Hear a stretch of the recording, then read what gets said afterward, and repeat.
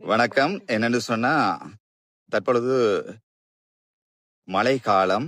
அதிலும் குறிப்பாக தம்பலகாமம் கிராமம் என்பது ஒரு அழகிய கிராமம். அதிலும் விவசாயத்தை நம்பித்தான் அதிகமானவர்கள் தமது வாழ்வாதாரத்தை கொண்டு செல்கின்ற இந்த நேரத்திலும் கூட, ஒவ்வொரு வருடமும் எமது கிராம விவசாயிகள் மழைக்காலங்களில் தமது விவசாயத்தின் மூலமாக பாரியளவான அழிவினை எதிர்கொண்டு வருகின்றார்கள். அதற்குரிய பிரதான காரணம் சிறந்த வடிகால் அமைப்பு இன்மையும் ஒரு பிரதான காரணமாக இருக்கின்றது. இந்த பிச்சவெளி ஆற்றினை எடுத்துக்கொண்டால் தற்பொழுது அரசாங்கம் எவ்வளவு கிளீன் ஸ்ரீலங்கா வேலை திட்டம், அந்த வேலை திட்டம், இந்த வேலை திட்டம், இடர் முகாமைத்துவம் என்றெல்லாம் கூறிக்கொண்டு பல்வேறு பட்ட பிரச்சனைகளுக்கு முகம் கொடுத்து வருகின்ற இந்த எமது கிராம விவசாயிகள் தொடர்பில் இவர்கள் இன்று வரை பாராமுகம் காட்டி வருகின்றார்கள்.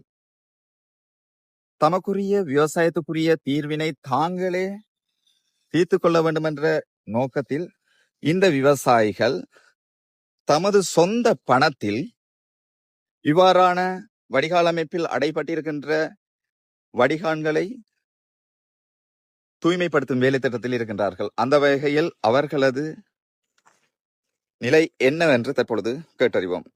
ஐயா, வணக்கம் ஐயா. உண்மையிலேயே நான் பார்த்து கொண்டிருக்கிறேன் என்னென்னு சொன்னா, திருவோணமலையில நகர சபை இருக்குது, பிரதேச சபைகள் இருக்குது.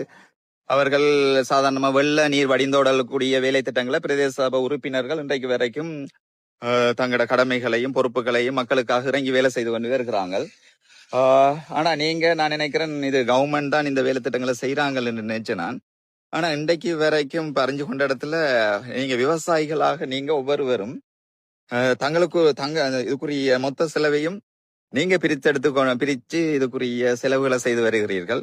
ஏன் இது தொடர்பாக உரிய தரப்பினரிடம் நீங்கள் விண்ணப்பங்களையோ கோரிக்கைகளையோ முன்வைக்கவில்லையா? பலமுறை இதை பற்றி பேசியிருக்கேன். நான் விவசாய சங்கத்துல செயலாளர். பல இடங்கள்ல அவ்வளவு ஒரு முறை கொண்டு வந்தா இருக்குது. அது கட்டினாலும் அந்த சைட் செட்டுக்கு அடிச்சாரு அடிச்சாங்க இருந்தால திரும்ப கொஞ்சம் வேர்வை கொண்டு எடுக்கிறாங்க. அதுவும் இதா விடுங்க கடை அரசாங்கம் வெற்றி தராது. மக்கள் தங்க காதை சேர்த்து போட்டுதான் அழியப்போ வேண்டாம். அவங்க அழிச்சுதான் ஒரு ஏரியாயிரம் கொடுக்க வேண்டியது.